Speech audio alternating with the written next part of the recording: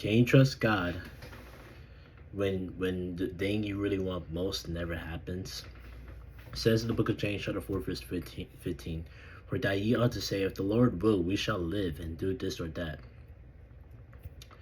This is something. This is a truth that so many believers do not want to hear, and it's that,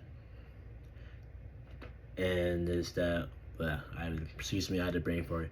Is that God is not guaranteed that our human desires will be granted unto us. Now, don't get me wrong. It doesn't mean God doesn't care about us. He doesn't mean that He ignores our desires.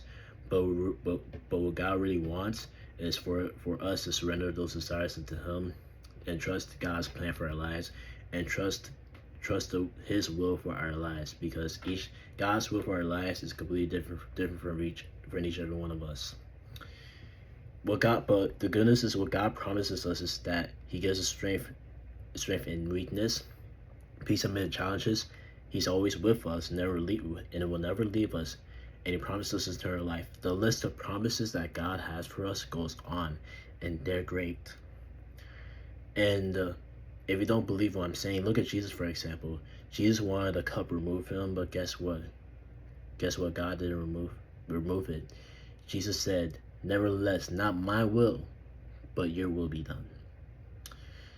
And I'm not saying to destroy people's hopes, or dreams, or desires and anything.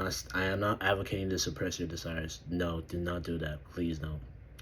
I'm saying this because we need to stop making an idol out of these desires, and we need to stop making an idol out of our future. Again, there's nothing wrong with having a desire to have a wife, have kids, have a family, or this and that. But it becomes a problem when we make it first place in our lives instead of keeping God first in our lives. That's when it becomes a problem. The truth is what why God doesn't always reveal the future to us, because He's testing us to see, can we trust Him when the path forward looks uncertain, when it looks unknown.